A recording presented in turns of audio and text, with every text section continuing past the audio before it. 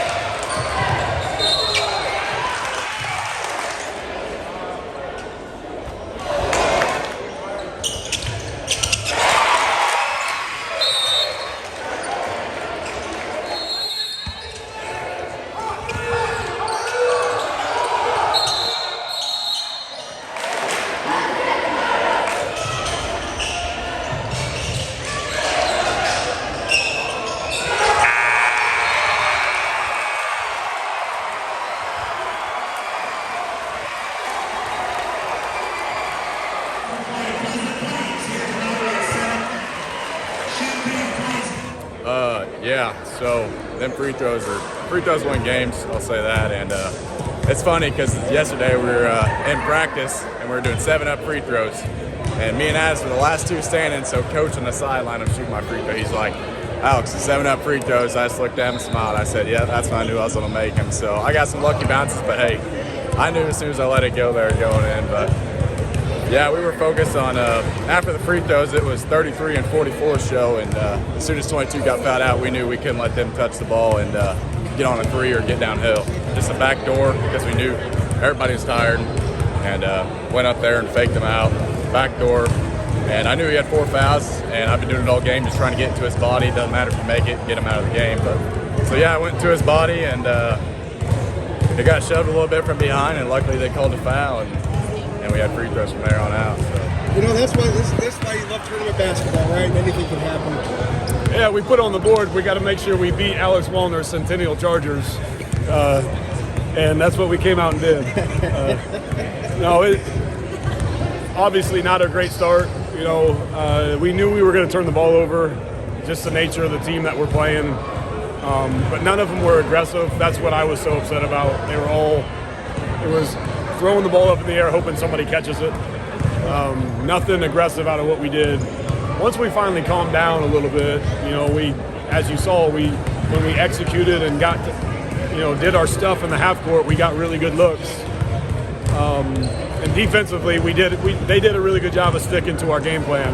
There are a couple kids that we flat out weren't guarding, and they stuck to that, even though they made shots. We knew they had two really good offensive players, and then Pete down low, he's a grown man. And Mick and Jay and LT did a really good job on him, not letting them get second chance points for the most part, just making things difficult. I was proud of our group with our resilience. Just kind of talking about just going into halftime, what you kind of thinking as you were back. I was pleased. They got a butt chewing in that timeout between quarters, and they responded. And credit our bench, because we had some guys that started that were flustered, and our bench came in and we allowed us to calm them down a little bit, get them back in, and we got rolling there. And we switched defenses on them. We went to our zone, and that kind of threw them off, threw out the rhythm, I think. But yeah, our guys' resilience and their grit was tremendous today. They could have had every chance to just lay down and just say, okay, we'll play in the 6 o'clock game. And we never did. We just kept getting off the mat and throwing punches ourselves. 3 bigs you kind of had, Landon, and especially Mick, making those and ones, but just defensively, that like the 6-8, you can't really. It's hard to duplicate that in any practice. No, it was don't let him get layups and don't let him get his own shot back, because he's really good at getting his own rebound. And for the most part, we did that. And we told our other guys that, the 4 of you have to rebound, because their job is to not let Pete get a rebound. And, Alex Kramer was elite at it. Drew Haney was good. I mean, even Isaac and Hammer did a good job of rebounding. Gavin Addis probably had his best rebounding game today. It was a total team effort on that end. They have lost to Mount Zion. They've lost a few games, but their record doesn't show near as how good they are. How do you feel like how much better you got, knowing that no matter what the outcome was in this outcome, you got better from this game no matter what? Yeah, sometimes records are overrated. Beginning of the year, they didn't have some of their guys, and they've really improved. They took Mount Zion to a 7-point game at Mount Zion. Peoria Central ended up being a large margin, but it was a close game throughout. So that's a quality team with really good offensive players, and I was, just proud that we competed for 32 minutes, and we executed our stuff very well when we didn't give them the ball. And then talking about tonight with Pleasant Plains, get to play against Kyle Weber again, T-Town grad, but what are you kind of looking at kind of that matchup? Oh, it'd be 2 similar teams. Kyle's got a really great program. They're very well coached. They have a really, really good player. So we're going to have to play at an elite level and come out and compete and execute our stuff.